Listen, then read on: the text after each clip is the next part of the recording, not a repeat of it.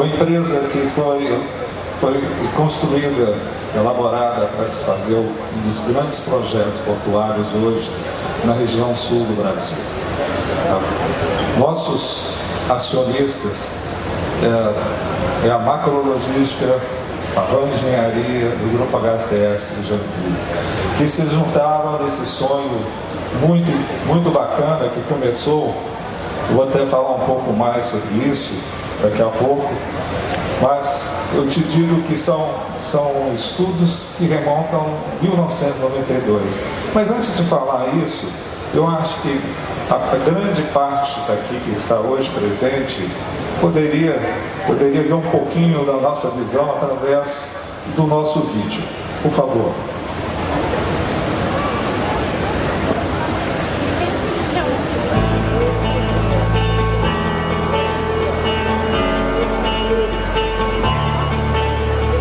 São Francisco do Sul, Santa Catarina, sul do Brasil.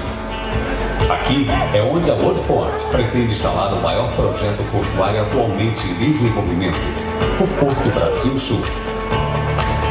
A região da entrada da Baía da Babitonga é ideal para um porto de águas profundas, moderno e competitivo, para atender todo o sul e o sudeste do Brasil e países do Mercosul.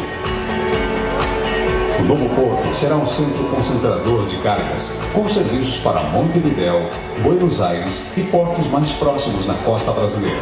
O Porto Brasil Sul será o maior e mais moderno da região sul e o quinto maior multicargas do país, dispondo de 7 terminais e 8 berços de atracação e movimentação de 20 milhões de toneladas ano. A área ocupada pelos terminais, setores comuns e centro administrativo será de 120 hectares. Quando estiver totalmente em operação, vai proporcionar cerca de 3.000 novos postos de trabalho. Postos de trabalho que serão ocupados principalmente por moradores de São Francisco do Sul.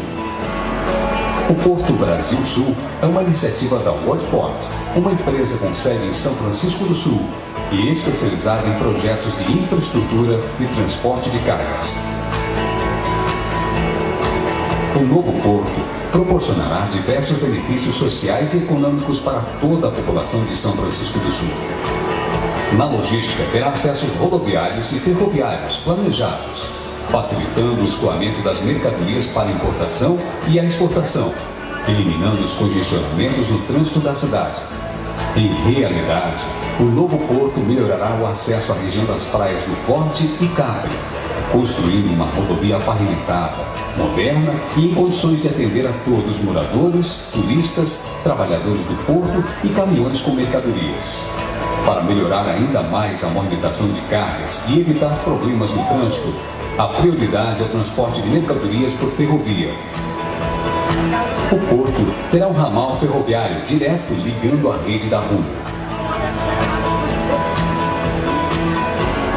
Do ponto de vista ambiental, será um porto verde, já nascendo assim com um compromisso da gestão ambiental, preservação e a valorização dos ecossistemas do entorno.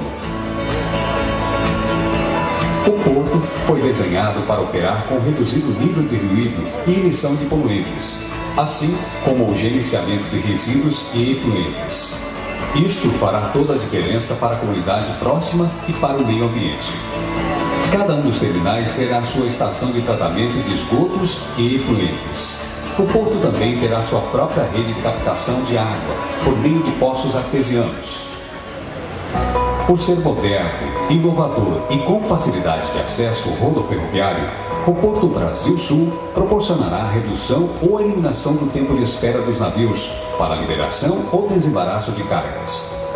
Isso é importante para garantir um fluxo constante de mercadorias e gerar mais empregos e renda para todos no município.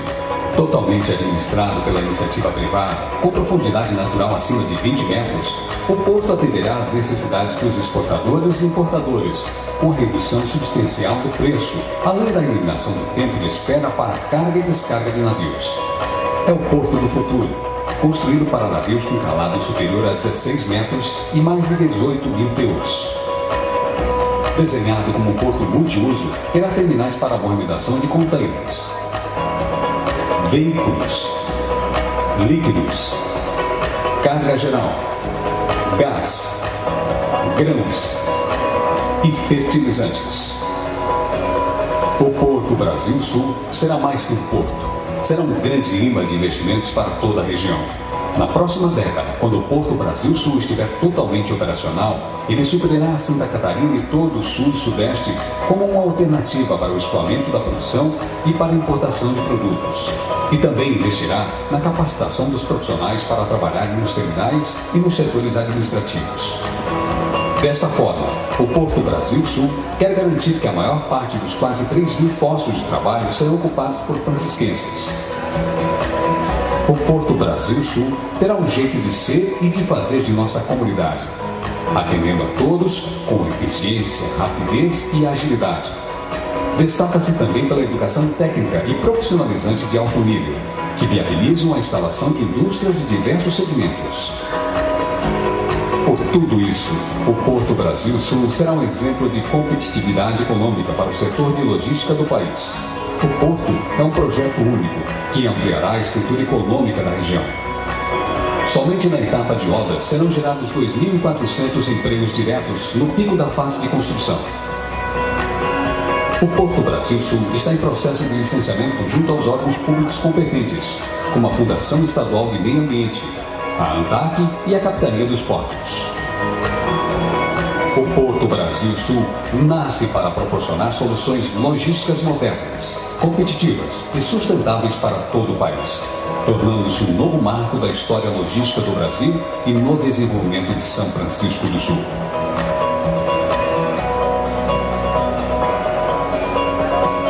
Seja bem-vindo ao mundo do Porto Brasil Sul.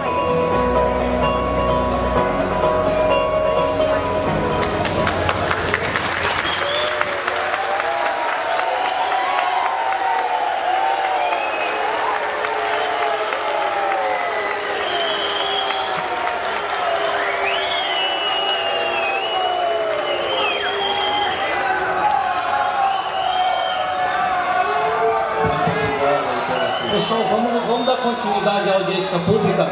O senhor pode concluir, São Marcos? Primeiramente, muito obrigado. Eu acho que todos têm direito de dar suas opiniões, mas que ele seja feito de maneira respeitosa. Só um momentinho. Essa audiência ela já foi suspensa uma vez. E eu espero que a gente não precise fazer isso de novo. Eu peço que as pessoas... Vamos lembrar que isso aqui é uma audiência pública e tem um regulamento legal. Então eu peço que as pessoas, no momento oportuno, na segunda etapa, se manifestem. Até por respeito às outras pessoas que estão aqui assistindo. Vocês vão ter o tempo oportuno para fazer a manifestação contra ou a favor, que assim entenderem. Mas eu acho que por respeito, por questão de humanidade, vamos deixar que se conclua. Tomás, só tem 5 minutos. Muito obrigado. Acho que, dando continuidade na nossa apresentação, primeiramente eu gostaria de falar um pouco sobre o projeto. Olha só, como é que surgiu a ideia? A visão do Porto Brasil Sul, ela surgiu em 1992, quando técnicos do governo federal identificaram pontos onde poderiam ser instalados os portos de águas profundas. Aqueles portos seriam centralizadores de carga. A visão do futuro da embarcação marítima mundial. Olha só, um porto centralizador de carga receberá os grandes navios. E aí, depois você estaria o escoamento através de navios menores dos demais portos. E foi apontado como um dos pontos mais importantes, o único da região sul, a ponta do Sumidouro, São Francisco do Sul, uma região muito propícia para isso. Em 2014, fizemos a contratação de uma empresa de consultoria famosa por seus trabalhos na área de infraestrutura, muito conhecida em Santa Catarina, que é a KPMG. A KPMG fez um trabalho de 8 meses com estudo de demanda, visão de que você teria de incremento, desenvolvimento, tanto em nível nacional como em nível internacional. E daí surgiu o Porto Brasil Sul, um projeto multicarga, multi-oportunidade, multi-investimento, onde você poderá ter até 7 tipos de negócios, tá? 8 berços. Esse projeto, ele entrou para licenciamento ambiental em 2015. Em 2016, nós demos a entrada também na Fátima. E hoje, como parte do processo, do rito de licenciamento ambiental, estamos agora nessa audiência pública. Eu gostaria de dizer para vocês, para chegar aqui nesse momento, nós fizemos 174 reuniões com todos, com várias pessoas, representantes de associações, legislativo, tanto municipal como estadual. Fizemos reuniões com empresários, com moradores. Houve um grande enriquecimento. Essa troca de informações foi simplesmente fantástica. Nós conseguimos, com isso, ter a percepção que o povo francisquense, ele está, sem dúvida, almejando grandes sonhos, querendo sempre buscar o melhor. Muito bem. Da parte da audiência pública, é um rito normal, tá? Natural que as pessoas se manifestem, mas importante que todos respeitem. Por exemplo, hoje eu tenho o prazer, não só da companhia de vocês todos, representantes da autoridade, a minha esposa e meu filho vieram participar desse evento, que eu acho muito bacana. É um exemplo de democracia.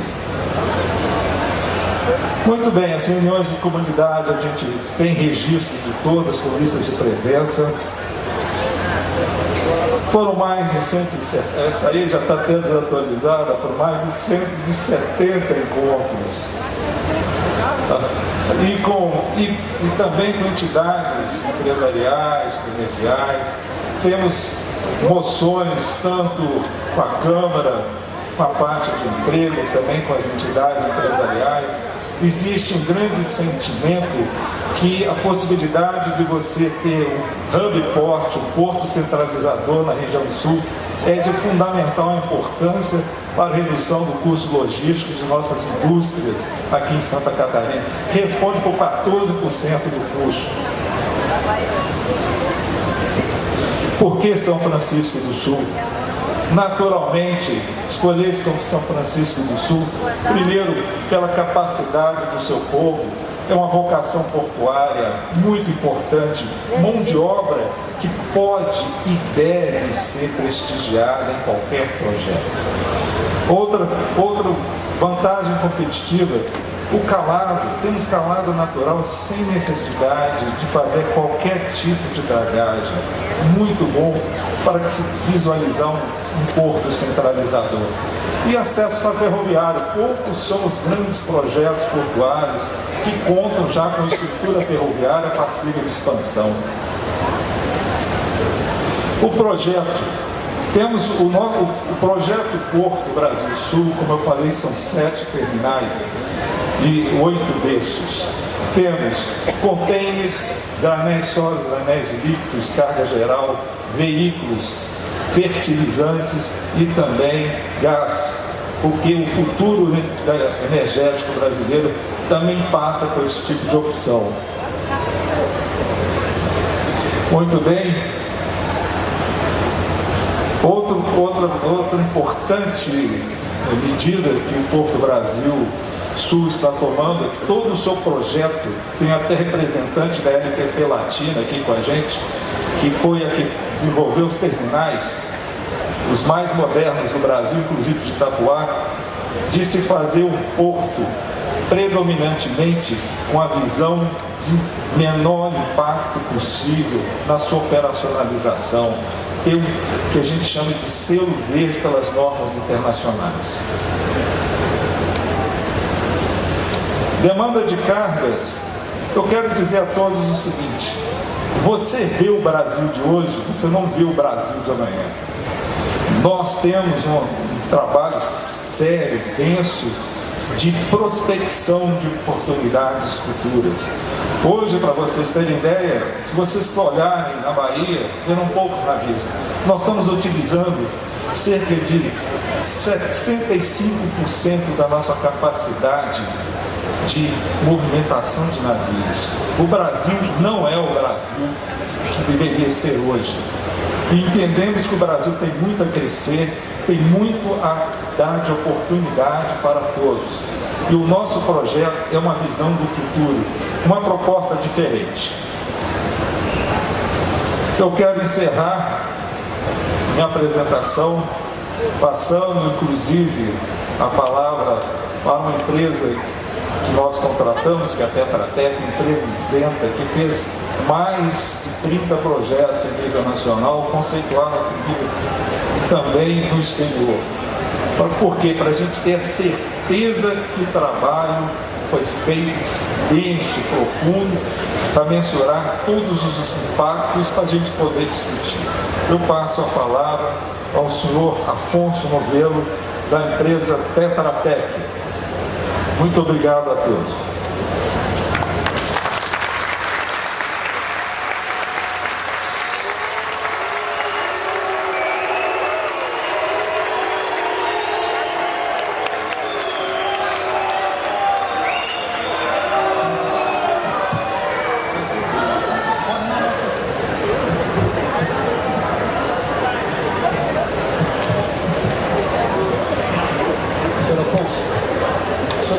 Até 45 minutos. Obrigado.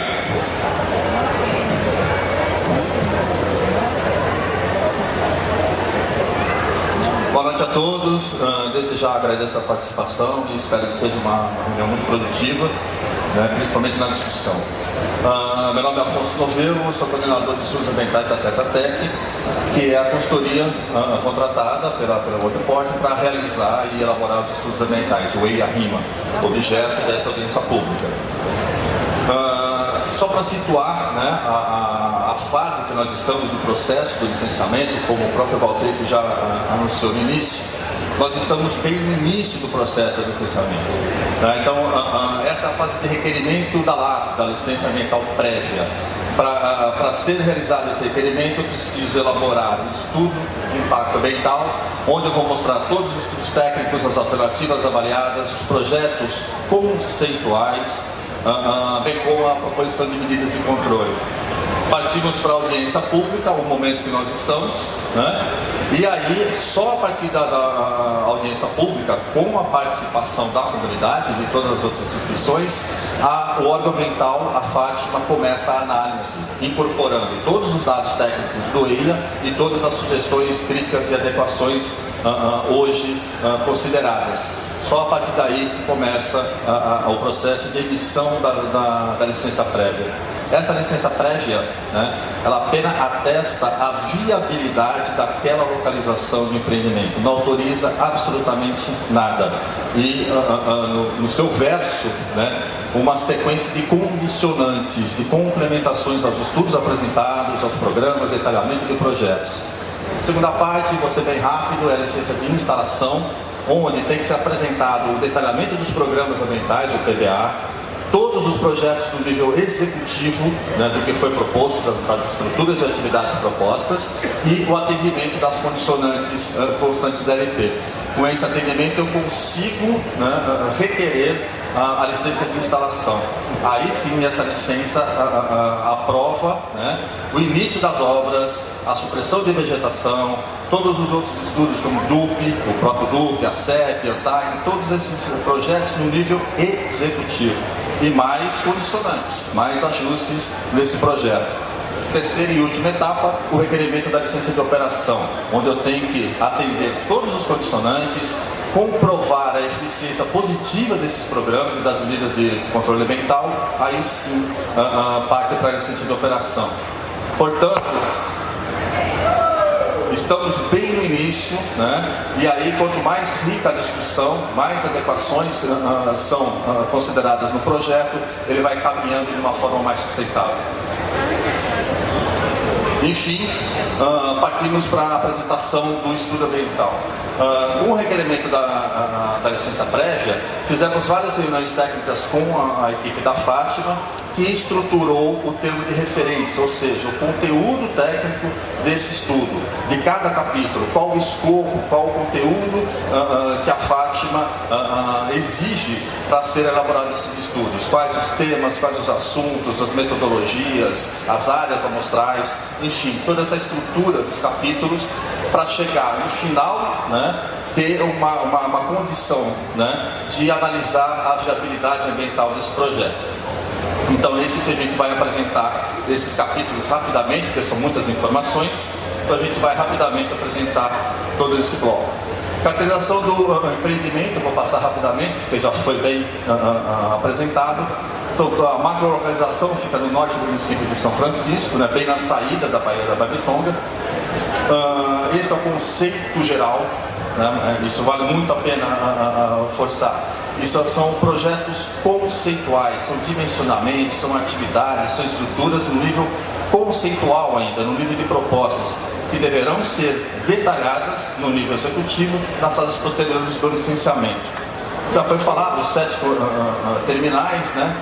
Eu vou passar rapidamente, porque tem um detalhe aqui: terminal de contêineres, grãos, fertilizantes, veículos, cargas gerais, líquidos e terminal de gás. Tem um detalhe aqui: por ser um terminal de gás, ele exige níveis de segurança para suas operações de transferência e manobrabilidade de gás.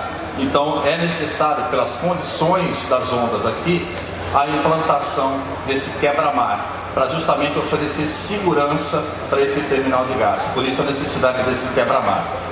Isso aqui é o objeto de licenciamento, é o que está sendo proposto para ser implantado. Nenhuma atividade, nenhuma estrutura diferente do que está aqui pode ser implantada nesse processo ou nessa área que está sendo avaliada. Então, se no futuro quiserem implantar qualquer outra atividade diferente do que está escrito no objeto de licenciamento, não é permitido legalmente. Tá? Então, consolidando essa estrutura, né, a gente precisa entender como que ele vai operar, né? E aí tem esse conjunto de sistemas de gestão ambiental que o Porto Brasil Sul propõe, né? Ele é uma unidade autônoma. Todos os 7 terminais têm as suas estruturas associadas dentro daquela área já projetada, já proposta para intervenção. Ou seja, não tem nenhuma ampliação desse porto, né, no futuro. É aquela área congelada, é o objeto de licenciamento. Por isso que fala que é uma unidade autônoma. Não está previsto aumento da retroárea, mais galpões, mais terminais. É aquilo que encerrou o conceito desse empreendimento. Resíduos sólidos, né? Todos os resíduos serão coletados no ponto de geração de cada terminal e vai para uma central de gerenciamento de resíduos. E aí ela vai ser coletado, separado, conforme as normas aplicáveis. Efluentes líquidos. Todo terminal terá a sua estação de tratamento dedicada. Então, são 7 estações compactas, né, de tratamento de efluentes sanitários para cada terminal. Consumo de água. Na sua fase de operação, está previsto um consumo de 200 metros cúbicos por dia, né? O que não é um volume significativo. Porém, com a realidade, né, de déficit hídrico na região do próprio município, essa captação será totalmente por poço artesiano a serem outorgados e licenciados formalmente. Energia, mesma coisa. Na sua fase de operação, né, terá uma linha dedicada, né, pela concessionária, e o próprio porto fornecerá energia aos navios atracados. Então eles podem chegar, desligar esses motores, né, porque o porto vai fornecer tanto água quanto energia. Isso já gera uma situação de diminuição de poluição atmosférica, consumo de emissão de ruído, enfim, toda uma sequência aí de aspectos controlados. Como já foi falado, os acessos planejados, né, essa é a intenção, né, de fazer, né, o corredor rodoferroviário, por isso que chama-se acesso planejado, que será exclusivo, né, exclusivo não, né, será dedicado ao porto, porém poderá ser utilizado para acessar toda essa área. Né. A partir partir do momento que o empreendedor oferece à consultoria um conceito de empreendimento, né, pelo próprio termo de referência da Fátima, eu sou condicionado a estruturar um estudo de alternativas. Quais são as áreas mais favoráveis à implantação? Então, como já foi falado, né, eu tenho premissas, né, muito fortes aí do empreendimento, que são: eu tenho que ter uma região de águas profundas, associada a setores industriais, logístico e portuário, e também que já tem uma vocação naval e portuária consolidada. Isso facilita toda a implantação. E chegamos no nível conceitual, né, no conceito, né, no contexto nacional, no litoral catarinense, você já conhece, tem uma sequência de vários terminais e portos públicos, e se concentramos no Porto na área da Babitonga. No contexto local, então, tivemos 3 áreas estudadas, avaliadas, né? Sendo a alternativa 1 lá na Praia do Farol ou na Ponta do Sumidouro, 2 no bairro de Palmas, e a alternativa 3 do outro lado da Bahia, na Vila da Glória, né? Também em São Francisco.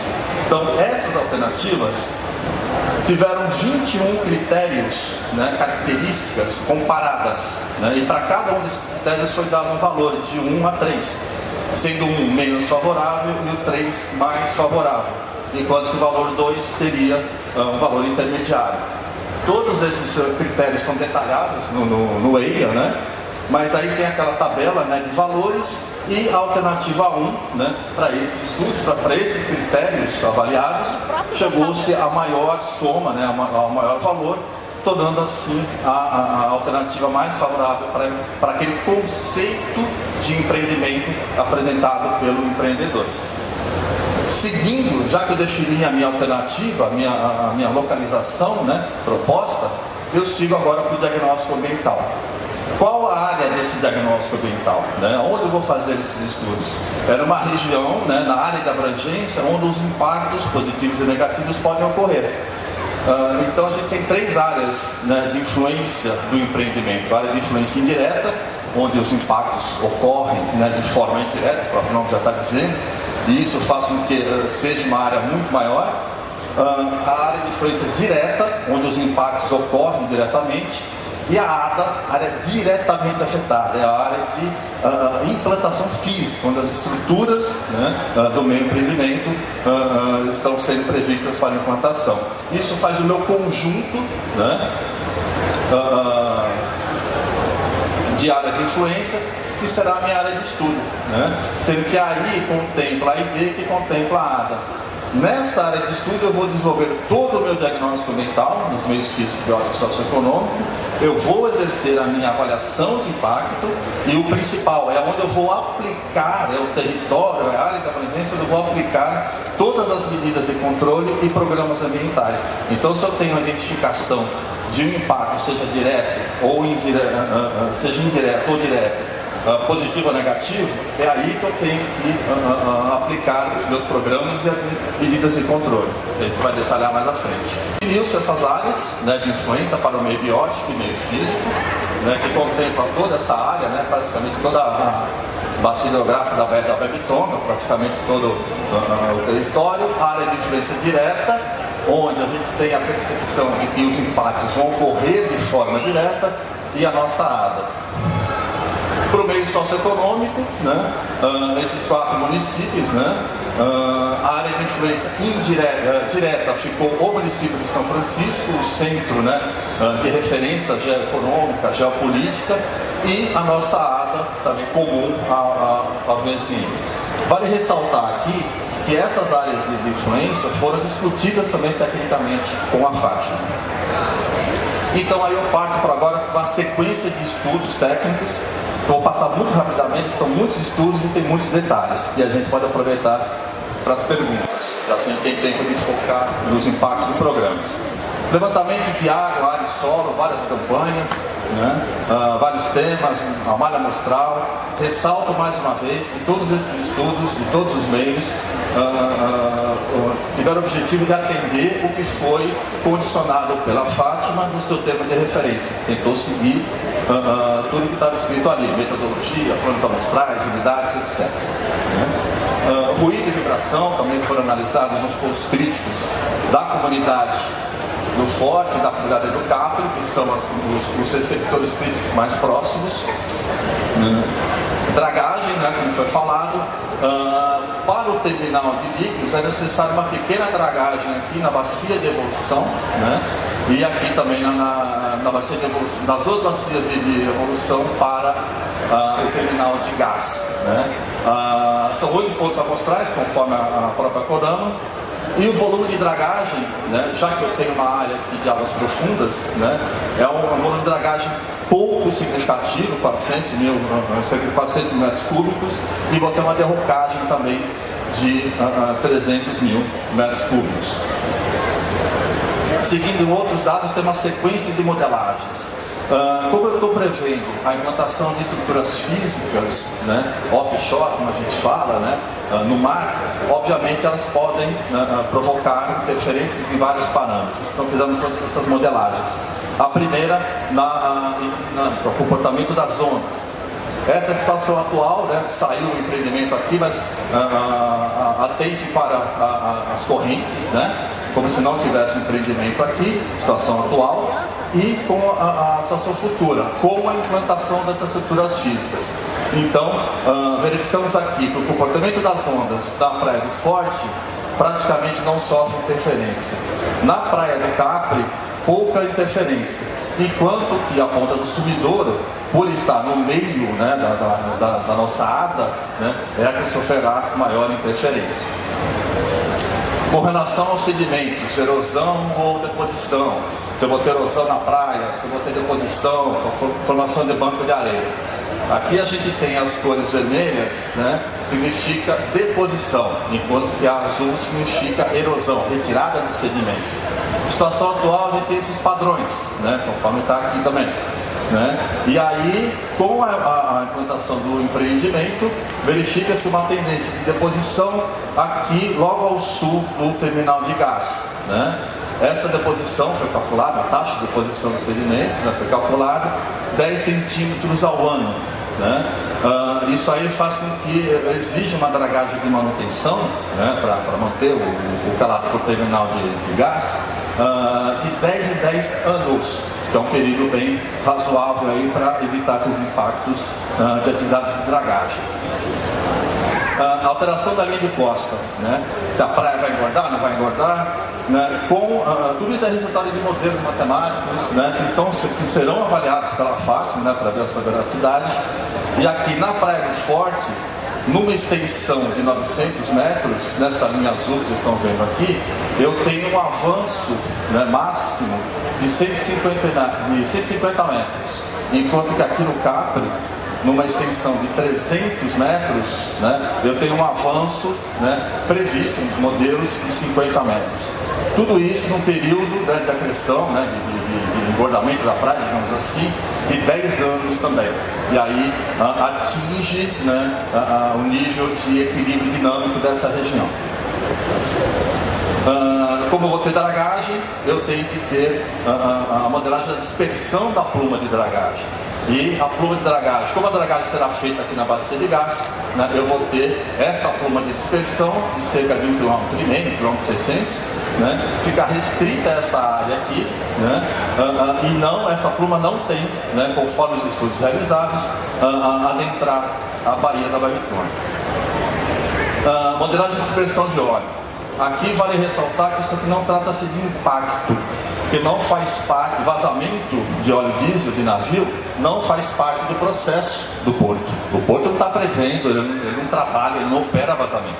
Então isso aqui é acidente, é risco, né? Mas eu tenho que valorar, eu tenho que estudar qual a possibilidade, né, de um vazamento, e tem as normativas que regem esses estudos, que é a Corama 398. Então foi feita uma modelagem no pior caso, né, que é um vazamento de um tanque de diesel de 5.000 litros, né? E aí como que se daria, conforme a dinâmica, o avanço da mancha de óleo.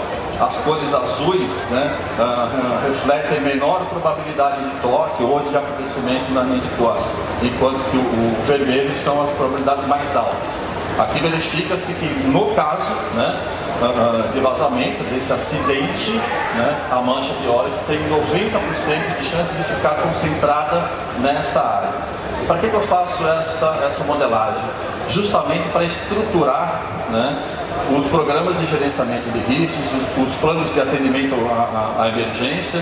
Então eu já vou estruturando esses planos que devem ser apresentados no nível executivo nas fases posteriores, principalmente na LO, para que as medidas se concentrem aqui. Eu vou ter que ter outras medidas aqui, eu tenho uma resposta mais rápida, porque eu já sei como que se comporta, né, o óleo no caso desse acidente. Fechando o meio físico, vamos para o meio biótico, fauna e flora e unidade de conservação. Foi feito todo o levantamento da vegetação da ADA, né, onde está prevista a intervenção. Então foi feita a classificação, né, e a quantificação de toda a vegetação residente. A gente tem essas três principais vegetações, né, esse mosquito inicial, o arbóreo, estágio médio, manguezal e a sua distribuição.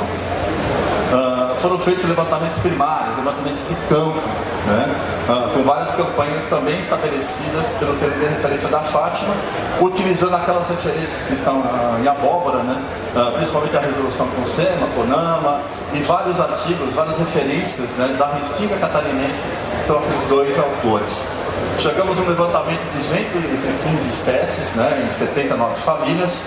Destaque para aquelas ameaçadas de extinção, como a plantago, né, e o talofilo, né, o guarandi.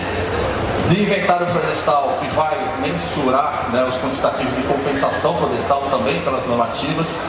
Restinga arbórea, né, em 46 hectares, e eu tenho lá um volume madeireiro de cerca de 20 mil metros cúbicos.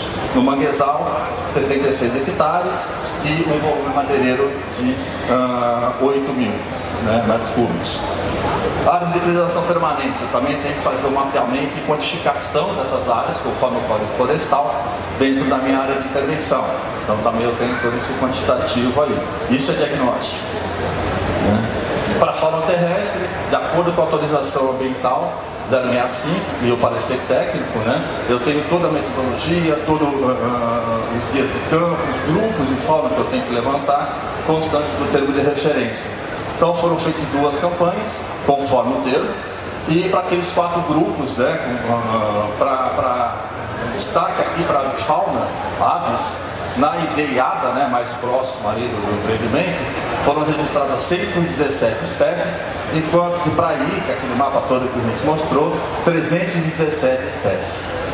Vale ressaltar que aí a gente sempre faz esse levantamento de dados secundários, né, de artigos, de outros estudos licenciatórios aqui na região, são muito comuns, e você tem esse cenário da fauna terrestre.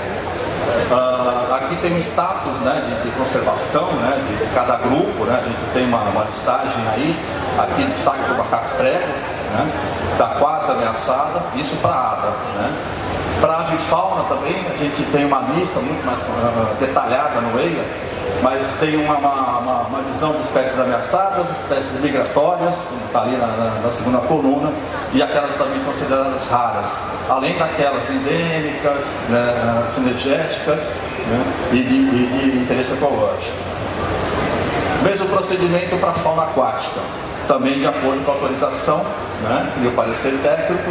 Comunidades bentônicas de fundo consolidado, né, os construções rochosos da área, tem os pontos amostrais, e ficos ou de bento de fundo inconsolidado, né, que fica mais naquele sedimento. Os pontos amostrais, né, e os grupos de fauna. Ressalto que toda essa proposta de plano amostral foi aprovado pela autorização ambiental.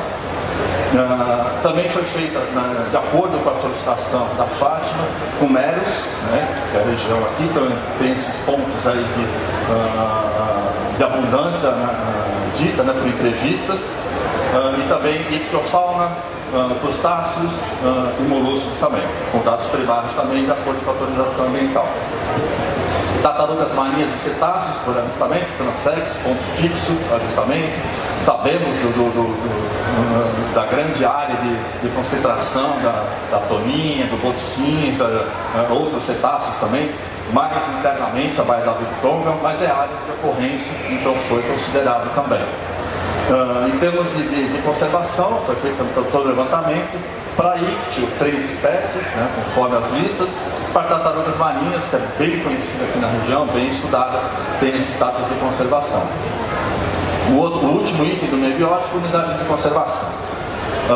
Tem 2 unidades de conservação, o Parque do Acaraí, obviamente, né?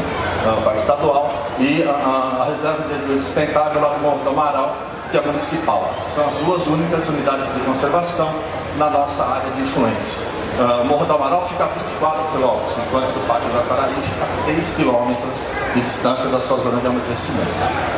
Meio socioeconômico, aí sim são as características sociais, da comunidade, atividades da população.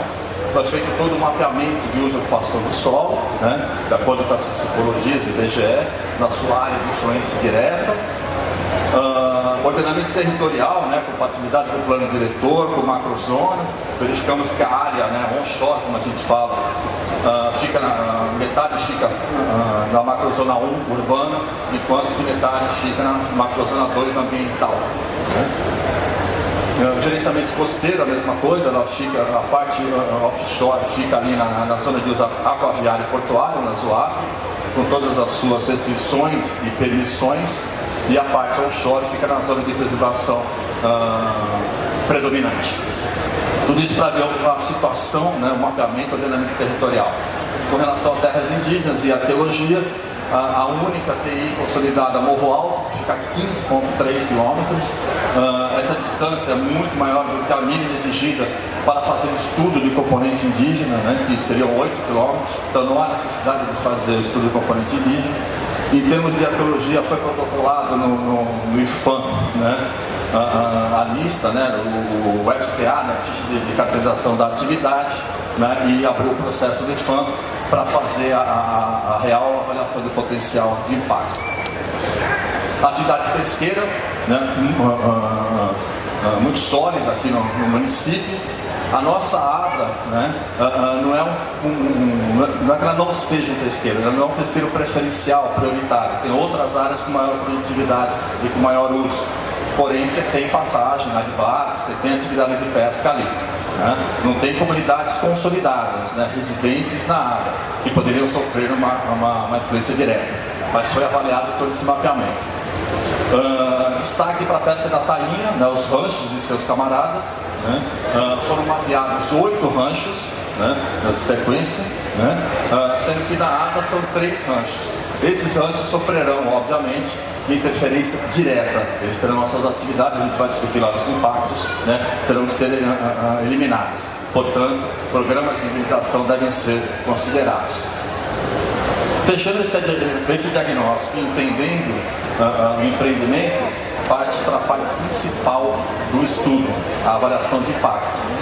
Volto a falar, é muito importante essa parte, porque se eu identifiquei um impacto, mesmo que ele seja pouco significativo, conceitualmente no estudo eu tenho que propor medidas de controle, de monitoramento e até mesmo programas específicos para controlar. E esses programas, essas medidas, têm que ser adequados à significância de impacto, que é o que a gente vai discutir. Então utilizamos todos esses atributos, conforme resoluções e conforme o próprio termo de referência. Foram avaliados impactos por projeto, né, por fase do projeto, fase de planejamento, que é essa aqui, fase de implantação, as obras e a fase de operação. E para cada meio também, meio físico, meio biótico, socioeconômico, conforme o diagnóstico apresentado. Na fase de planejamento tem esse primeiro, que é a geração de expectativas, que está todo mundo recebendo esse efeito, né? Então várias medidas de controle devem ser aplicadas. Divulgação de empreendimento, reuniões prévias, comunicação social, né, discussões nos órgãos para amenizar essa expectativa. A fase de implantação é a mais considerada, né? Você tem a implantação, você tem obras, você tem muita movimentação de terra, expressão de vegetação, tráfego, então você tem uma maior intensidade do uso daquele território, então aumenta o número de impactos. Só para salientar, foram identificados 43 impactos, né? Consequentemente, lá na frente a gente vai ter que propor programas para todo esse conjunto de impactos. Meio físico, né? Relacionado aos temas do meio físico, A gente sabe que a área é muito grande, né? E sofrerá terraplenagem, pavimentação, né? Terá que ter sistema de drenagem, enfim. Então, um conjunto de medidas, né, que vão formar um programa de gerenciamento das obras para amenizar todos esses efeitos. Poeira, barulho, ruído, tráfego, poluição de água, poluição do ar, tudo isso foi potencialmente verificado, identificado, então tem que ter medidas para controlar tudo isso. O meio biótico é visível aqui que o principal impacto é a supressão de vegetação, né? É uma área significativa, eu vou ter praticamente 115 hectares de supressão de vegetação de Restinga. Só que essa supressão de vegetação também já rebate para a perturbação da dinâmica da fauna, né? Então são os principais impactos do meio biótico identificados, né, de alta significância nessa fase de implantação para o meio biótico. Portanto, as medidas de compensação, mitigação, controle devem ser também muito adequadas e muito significativas. Meio socioeconômico, na fase de implantação, mexe com a população, mexe com o município, mexe com toda a estrutura. Então a gente identificou 14 potenciais impactos, positivos e negativos. Os positivos estão relacionados à geração de emprego, né, aumento de arrecadação tributária, dinamização da economia, já que a gente tem uma previsão aí de quase 3 mil trabalhadores nessa fase. Quais são as medidas que eu posso potencializar? Como são impactos positivos, é apenas o acompanhamento ou a real a eficiente aplicação dessas medidas. Para os negativos, né, como pressão sobre a infraestrutura, isso, eu posso atrair pessoas, obviamente, né, uma migração, né, atraída pela oferta de emprego, o que pode pressionar, né, tanto a infraestrutura como os equipamentos públicos, como saúde, transporte, educação, né, e isso tem que ser verificado, tem que ser monitorado para evitar, além de outras medidas que a gente vai falar mais para frente. Interferência com a atividade de pesca, como já foi falado, né? Eu estou já eliminando 3 ranchos da tainha. Eu estou colocando, né, estou implantando estruturas físicas naquela área de passagem de pesca. Tudo isso são impactos que têm que ser identificados para eu propor as medidas necessárias. Além de um conjunto muito grande aí. Aqui eu selecionei apenas os principais, como eu já falei, né?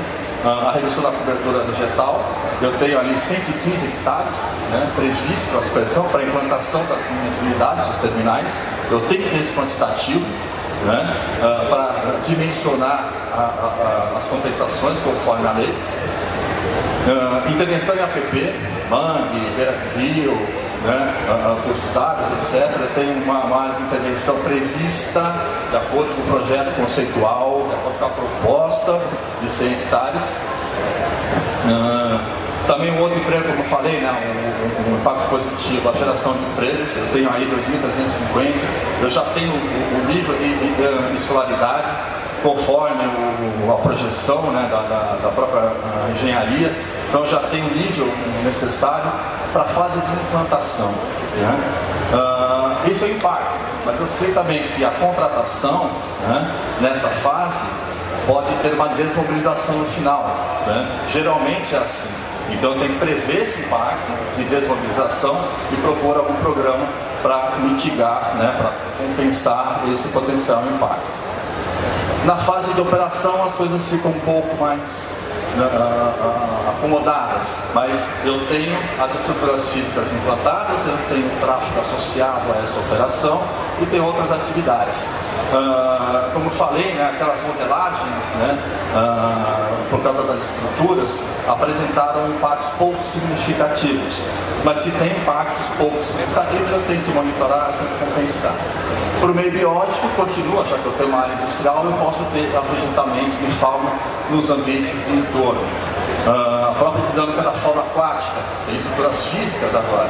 Eu posso tanto atrair fauna aquática para a estrutura do quebra-mar, novos ambientes de colonização, como posso alterar, né, a dinâmica da fauna que passa por lá. Assim como a biota aquática pode ser afetada, eu posso ter ou um aumento ou uma diminuição da mudança desses organismos. No meio socioeconômico, se repete um pouco os programas. Continua a geração de emprego e renda, né? Aqui a gente tem uma lista, né? Diferentemente de outros empreendimentos, que na sua fase de implantação tem muito, e na fase de operação, por automatização, etc. e tal, diminui muito a mão de obra contratada. Mas aqui, como são 7 terminais, a gente tem até os números por terminal. E uma sequência, né, de impactos que podem ser detalhados no debate. Aqui a gente selecionou também geração de empregos por terminal, né, por nível, né, de escolaridade, o que dá 2.900 empregos diretos. Né? Isso é um impacto positivo. Como que eu posso potencializar esse impacto? Tem alguns programas e alguns planos, né, que podem facilitar isso. Como eu falei, todo conjunto de impactos identificado deve ser atendido, né, por meio ou de medidas, né, ou programas. Então, de acordo com esse cenário, de acordo com essa identificação e análise de impacto, né, estruturou-se 27 programas. Né? Programas de monitoramento, programas de controle, programas de compensação, para cada um dos impactos ou conjunto de impactos identificados, e que foi mostrado de uma forma bem resumida. Tem vários aqui que podem ser destacados. O primeiro, né, o Programa Ambiental da Construção, para minimizar todos os impactos com ruído, água, tráfego, né, na área durante essa fase de implantação. E uma sequência aí. Eu destaco alguns que a gente vai falar rapidamente. São esses aqui, todos são importantes e todos estão relacionados aos impactos identificados, né? Mas eu tem alguns que são muito, devem ser, né, muito bem estruturados e eficientemente aplicados. Isso é que vai garantir a sustentabilidade do empreendimento. Então, desses aí, vale a pena citar compensação ambiental pelo SNUC, né, pela lei, né, a lei federal, né, do SNUC, da portaria Fátima.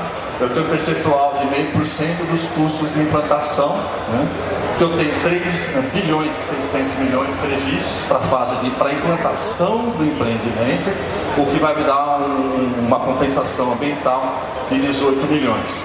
Pela própria lei também, o EIA, né, ou a própria comunidade, pode propor áreas, né, para receber esse recurso, unidades de conservação naquela área, por isso que a gente faz o mapeamento, ou a implantação de novas unidades de conservação. Isso vai ser decidido junto à Câmara de Compensação da Fátima. Né? Aqui é apenas uma proposta de compensação. Compensação florestal, né, regido por outras leis também, tanto federal quanto no nível estadual, né, a portaria, a Instrução Normativa 46 da Fátima. Né. Então, fazendo todo o cálculo de acordo com o quantitativo de compensação, né, a lei da Mata Atlântica faz uma proporção de 1:1. Né. Então, como eu tenho supressão fora da APP de 15 hectares, vou compensar 15. Supressão em APP, dentro da APP, eu tenho 100 hectares de intervenção, lembra do mapa que foi elaborado? Então eu tenho que, como é 2:1, tenho que compensar 200. Pela IN 46, baseada no volume de material lenhoso, né? Eu tenho 40 hectares de compensação para o mangue e 96 para a restinga. Né? Eu dou o total proposto, né, um quantitativo proposto, ser avaliado, ser criticado, adequado, de 350 hectares, né, para a intervenção. Aqui eu falei da mão de obra. Né? Eu tenho um programa muito complexo, né, tem um nome muito grande, de mobilização, desmobilização e capacitação da mão de obra. Vou tentar resumir nessas 3 ações. Eu vou mobilizar a mão de obra tanto na fase de implantação quanto na fase de operação. Então eu tenho que fazer divulgação das vagas, do perfil que eu preciso, estruturar cursos de capacitação para esse grupo de operários que eu quero e principalmente fazer o recrutamento desses operários, dessa força de trabalho, com critérios que priorizam a mão de obra local e que passaram pelo curso de capacitação. Então eu já direciono, né, eu já potencializo a contratação de mão de obra local. Como a gente já tem uma população com uma vocação portuária consolidada, né, já está meio caminho andado. eu vou utilizar critérios de recrutamento, né, favorecendo a mão de obra local. Então eu já priorizo isso daí. Aí vem ações de capacitação. E eu tenho que estudar a capacidade da população, que já está bem visível, é portuária, é naval, né? E fazer a implementação desses cursos, que sejam até móveis, né? Junto com o sistema S, né? Estruturar esses cursos e promover capacitação, até mesmo em locais distantes, né? Do centro, né? Com escolas móveis. Isso já é bem praticado. E o principal, a desmobilização, né?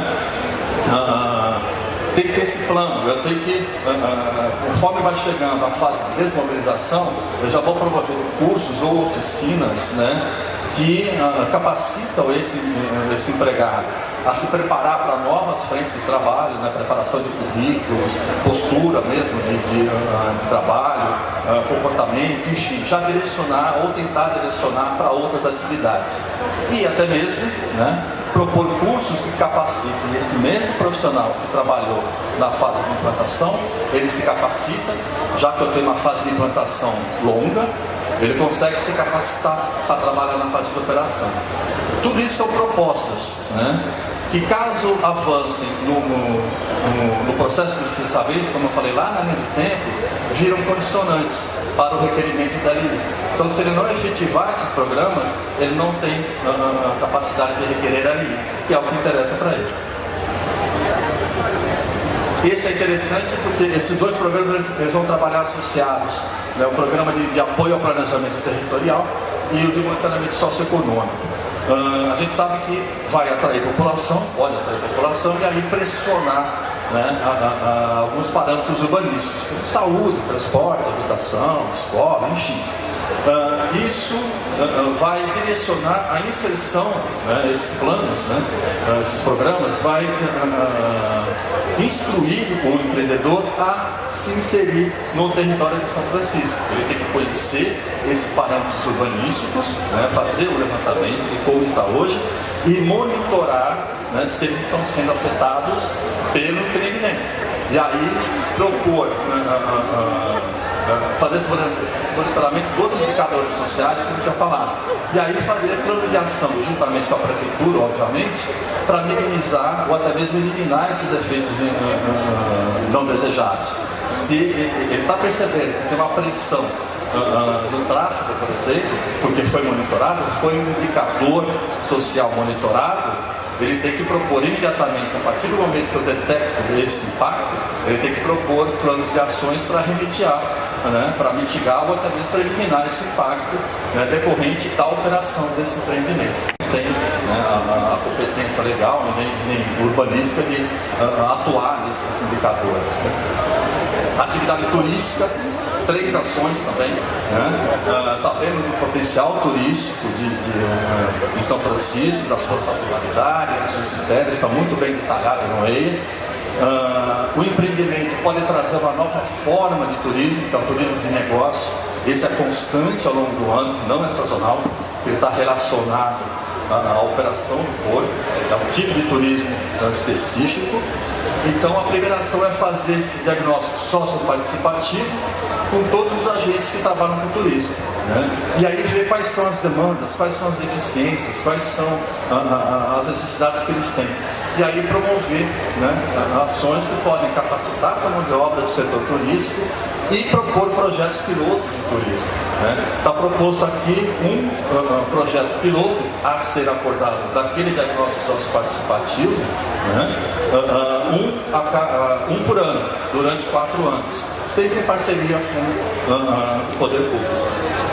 Atividade pesqueira, como eu já falei, também haverá um diagnóstico socioparticipativo pesqueiro com os pescadores da área de influência direta, para ver realmente quais são as influências que o empreendimento pode ter e quais são as suas deficiências, e aí propor ações, né, tanto de compensações, né, tanto de favorecer beneficiamento, comercialização do pescado, ou até mesmo implantar infraestruturas que eles necessitem. Um pier, uma sala de odontologia na colônia, enfim, isso vai vir da comunidade pesqueira. A Tanhada, como eu falei, ela tem referência no município, ela vai ser monitorada, mesmo porque é um bem imaterial tombado, isso está escrito também no EI. Então vou ter que fazer todo esse monitoramento para ver o real efeito do empreendimento na Tanhada. Aqueles ranchos, como eu falei, eles devem receber processos de indenização, eles terão a sua atividade eliminada, né? Os que têm impactos indiretos, né, área de passagem e tal, serão verificados esses efeitos e serão compensados por aquelas medidas que eu falei do plano. Finalizando, né, então, diante das informações do projeto, né, os aspectos, né, geradores de impacto, dos resultados desses estudos ambientais, né, de acordo com o termo de referência da Fátima, e principalmente do conjunto de avaliação de impactos, diante do compromisso, né, da gestão ambiental da World Port, da execução das medidas de controle e dos programas que devem ser adequados, melhorados e transformados em condicionantes, como eu falei lá na linha do tempo, né, senão ele não segue o seu processo de licenciamento. A Tetra Tec, como consultoria ambiental, considera o empreendimento nessa concepção, nessa localidade, com essas metodologias, né, e com essa aplicação dos programas, tecnicamente e ambientalmente viável, né, mas condicionado ao fato, né, a eficiência efetiva e positiva de todas aquelas medidas de controle e programas e de outras que podem vir tanto da comunidade como da própria Fátima, que vai abrir agora a sua análise. Tá, obrigado pela sua participação.